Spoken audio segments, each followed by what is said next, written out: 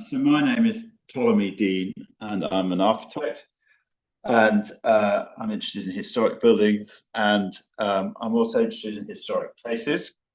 And I'm very pleased to introduce to you my book on streetscapes, which is here, which is just been published, and it's an illustrated book on historic towns, lots of drawings of historic towns. But it has a serious cause to it, this book, because what I was trying to do is to explain in this book, by looking at towns, precisely how they come, historic towns, how they come to have the shape that they have, and why it is when you go to historic towns, you feel this extraordinarily strong pull, an instinctive understanding and pull to know where the centre is. You don't really need a map to go through a historic town. Somehow you always know where the centre is in that town, wherever that town is. It can be in Europe, it can be in Britain, it can be anywhere. But historic towns somehow help you know how to navigate through them. And I was fascinated by this because it feels like our current efforts to make new towns and development, we don't seem to understand very much about why it is or how we can regain that quality of instinctively knowing how to navigate through towns. So my book is called Streetscapes: Navigating Historic English Towns. And it just explores why they are the shape that they are. And to help that, I became aware that the first big overall survey of towns was carried out by John Speed, the great cartographer, in 1610. He produced county maps of England, and on the corner of those county maps, there are town plans. So he did actually about 52 of these. So if I show you Gloucester, for instance, which is here, that is the Speed map of Gloucester. And when you look at that map, you think, gosh, if you can really see what that town was like. And in 1610, that was just a sort of, really a generation after Henry VIII had been, clearing out the monasteries and taking over the monastic lands. And you can really see a lot of things on that plan of Gloucester which are no longer here. Old churches, old walls, old city gates, all sorts of things that have long since disappeared. Taking those maps from 1610, and then you contrast them to the first edition OS plan. And you can see with that plan, can't you? You can see immediately the cruciform plan of Gloucester, in this case. You can see the density of the buildings. You can see also that quite a lot of the features which are on the Speed map have been taken away, like the city walls have been lost, and the towns have expanded, the railways have come, and all sorts of other things. And that all relates to things like the Civil War, which destroyed a lot of the sort of historic buildings around Gloucester. And after the Civil War, in fact, in the case of Gloucester, King Charles had the walls destroyed because they were a parliamentary town, and he felt that was, they needed to be shown, taught a lesson, and that town was made non-defendable. And it has a real impact. So all these sort of historical things have an impact on the way that the towns look and appear. And as I was studying this townscape thing and looking at the towns, I became more and more absorbed by their history and when they were founded. So quite a number of these towns, of which Gloucester is one, were founded by the Romans. But, Roman towns tend to have grid streets, grid plans. Gloucester and others do not. And it's being fascinating as to why are those so-called grid towns, places like Gloucester, and there's another one, Chichester, are not, or Chester even, they're not on a grid. And here is Chichester. There is a Speed map of Chichester, a nice Roman plan, you think, with a cruciform and a round wall. And in the case of Chichester, a lot of that survives. But if you look in the middle crossroads, this particular plan, there's a stagger. And you think, well, why is that stagger there? And it turns out that when the Saxons reoccupied Chichester, there was a large Roman building in the centre which was still standing, or the ruins were thought to be still standing. And so when they remade the streets, the whole place had been abandoned. It's about 410, when the Romans left, and the Saxons reoccupy in about the 9th century or 8th century. Suddenly you realise that, they're dealing with the reoccupation of a ruined site. They go in through the walls of the city, which are still there. They go through the gates and they make their new streets, but everything's overgrown and the streets sort of meander around the ruins. When you start thinking about that, you realise, of course, that the way that our towns have developed, is completely accidental. So in the case of Chichester, you get this lovely thing where the street is closed by having that step in the street line. Now, that's not an arbitrary thing. That's just sort of something that happened when the Saxons reoccupied the Roman town, and there was a ruinous building. And then some enterprising bishop in the sort of 1500s then put this wonderful market cross structure, and you can see it. And as you walk through the town, you can see how important that market cross structure is in terms of finding your way through the town. And actually, even though the streetscape of Chichester, there's a big classical building on that particular street, has a sort of variety of different characters and qualities, you see that architecturally, all sorts of things happen as a result of that street plan. There's the cathedral, but there is a detached campanile which is visible from the cruciform street plan. Now, I'm convinced that campanile, when it was built, post-Norman period, by the cathedral builders, they deliberately put it to capture the eye. And so there are all these lessons that all these towns teach us. And this particular book, I went on and on and on. I had to ration myself in the end to 26 towns.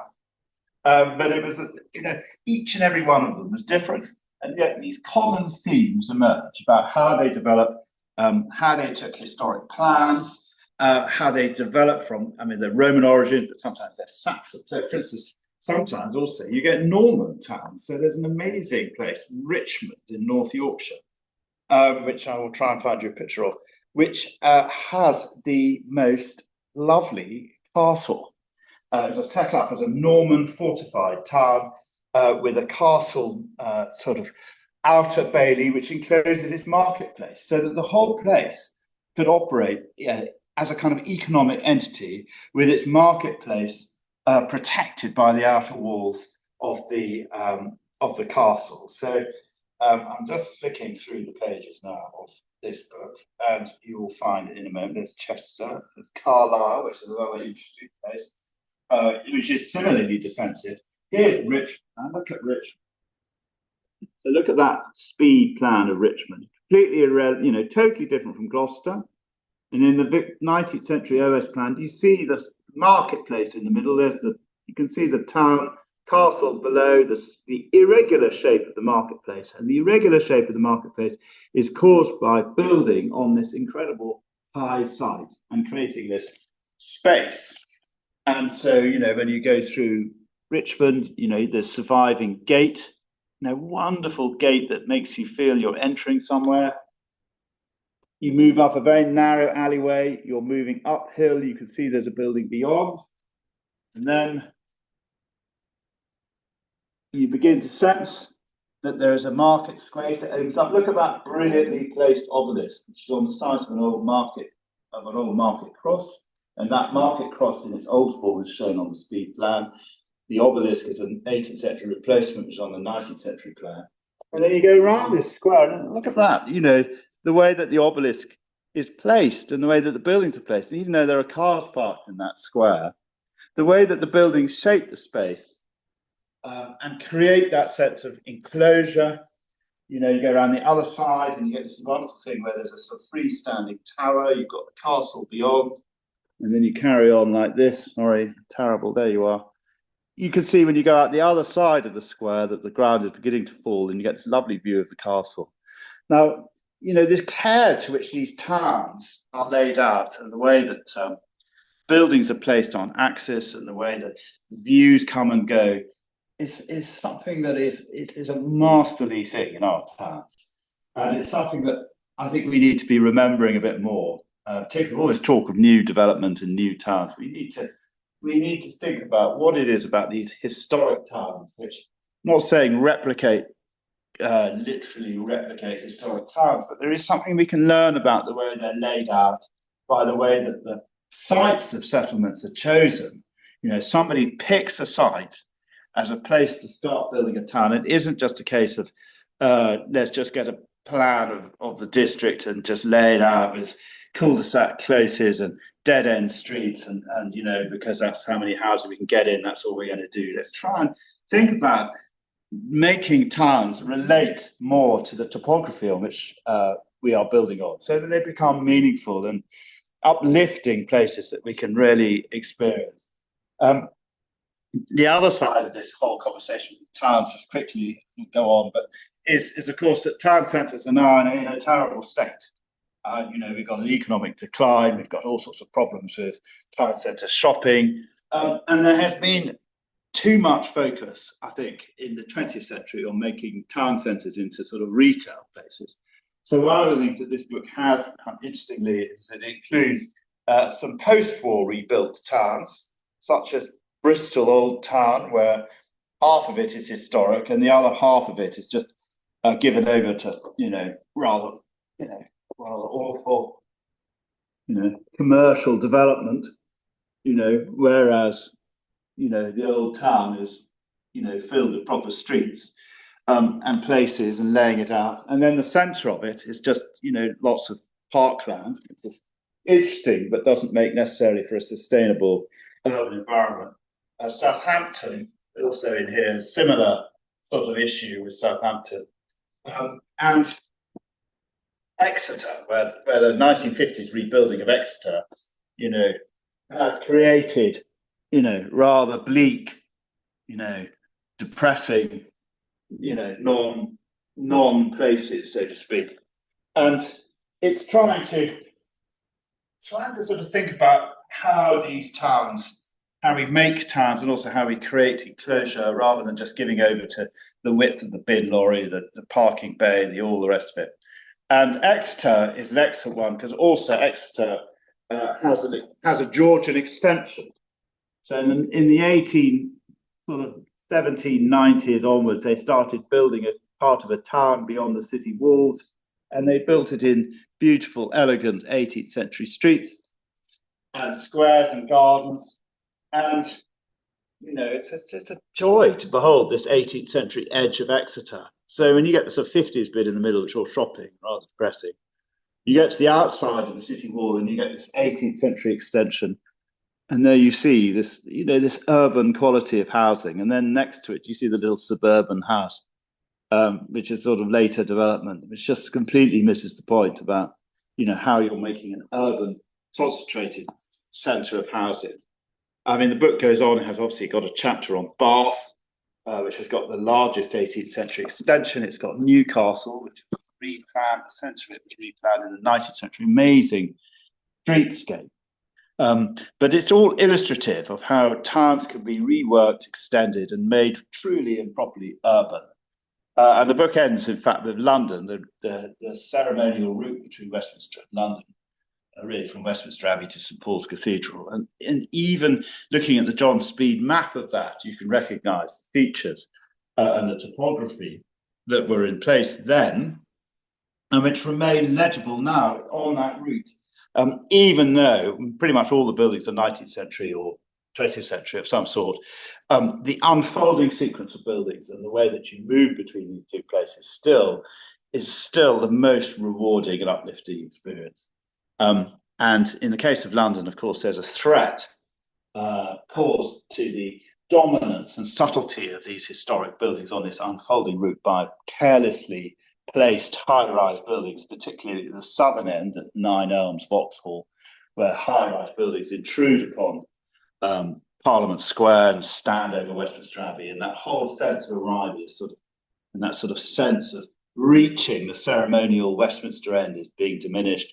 And likewise, of course, St Paul's end, where there's ever this battle to stop high-rise buildings from colluding or cajoling into the dome of St Paul's, which would spoil and destroy Wren's wonderful dominant composition, which was so carefully and thoughtfully produced at the top end of Ludgate Hill. So there you are. I think that's probably my 15 minutes plus up. I hope you enjoy the book, and please look up at the townscape. And although there are 26 towns in this book, there are 260 other towns you might have gone to, or any number of historic towns, and let them be an inspiration in the way that they are laid out, the way that they are thought through, and in particular the way they are placed on the topography, that might allow new development to be more thoughtful, and current redevelopment to be less impactful. Some of these wonderful stories. Thank you.